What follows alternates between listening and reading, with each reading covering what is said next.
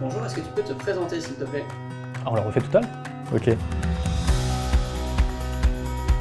Alors Julien Herrera, responsable du domaine DevOps chez Avisto Télécom. Alors mon parcours a commencé par des études dans les réseaux et télécoms, sur les systèmes et applications distribuées. J'ai commencé mon expérience professionnelle en tant qu'administrateur ClearCase, qui est un outil très compliqué à administrer, très compliqué à utiliser. Et donc je me suis retrouvé assez rapidement en tant que trait d'union entre les gens de l'infrastructure et les développeurs, donc les utilisateurs. Suite à ça, 3 ans plus tard, j'ai rejoint le groupe Advance. On m'a tout de suite confié une mission très intéressante qui a consisté à externaliser une activité de support développement logiciel pour le compte d'un grand client dans les télécoms. Ça a duré un certain temps, une dizaine d'années. Et suite à ça, j'ai également fait quelques interventions en tant que consultant chez d'autres grands comptes pour mesurer leur maturité DevOps notamment. Et depuis peu, je suis donc responsable du domaine. Je fais aussi partie de la direction technique d'Avisto. Le DevOps, c'est un concept qui regroupe un ensemble de bonnes pratiques qui vise à accélérer toutes les étapes de développement d'un logiciel et de livraison d'un logiciel. Donc ça a été la suite logique de la généralisation des méthodes agiles. Là où à l'époque on prenait une année voire plus pour développer un logiciel et le mettre en production, aujourd'hui on va faire cette action toutes les semaines, voire tous les jours.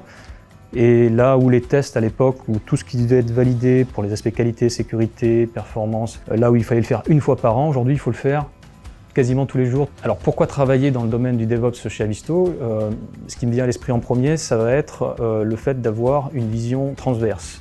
Mais c'est rare de trouver, on va dire, des projets ou des DevOps qui sont réellement intégrés dans tout le cycle de développement. Donc ça, c'est vraiment un réel atout. L'autre atout, c'est qu'on travaille aussi de manière assez libre. Le secteur du DevOps évolue beaucoup. On passe beaucoup de temps à se remettre en question, à apprendre des autres, à se former et à faire évoluer l'environnement interne. Toujours dans l'optique de faire bénéficier à nos ingénieurs de solutions clés en main. En termes de technologie également, on va essayer de sélectionner des outils qui sont à la fois moderne, mais suffisamment mûr pour être exploité en production. On a besoin malgré tout d'assurer une exploitation qui est fiable et pérenne. Ce qui me plaît chez Avisto, c'est qu'on est sur une société de services à part, à mon sens. J'ai constaté depuis le début qu'on mettait la qualité devant la quantité.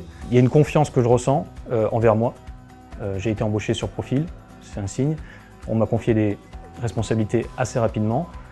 Mais envers les autres ingénieurs avec qui je travaille aujourd'hui, je constate la même chose. On a tendance à faire confiance aux gens et c'est important.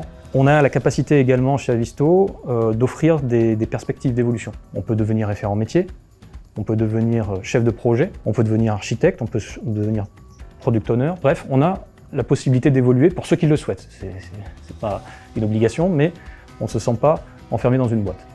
Donc un projet intéressant qu'on pourrait qualifier d'une success story, ça a consisté en fait à développer un centre de services externalisé pour le compte d'un équipementier télécom. Ça a été assez satisfaisant dans le sens où on a démarré avec un tout petit périmètre de 2 personnes et assez rapidement, parce qu'on a acquis la confiance du client, on a développé un plateau d'une vingtaine de personnes en charge de supporter l'environnement de développement logiciel pour ce client-là et lui-même utilisé par des milliers d'utilisateurs. La satisfaction du client, c'est quand même assez intéressant, valorisant.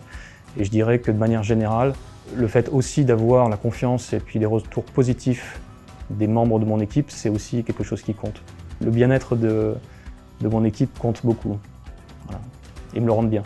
Donc dans les projets plus récents, celui qui nous occupe actuellement, par exemple, ça va être quelque chose de plus innovant où on va, grâce à des nouvelles technologies comme Kubernetes, le cloud et des solutions qui aujourd'hui vont permettre d'être beaucoup plus autonomes dans la création en fait, de leur environnement de test. Et donc on y travaille, ça fonctionne et ça va être en production dans très peu de temps. Le fait de répondre à un besoin de long terme de la part de nos développeurs, je trouve ça assez satisfaisant.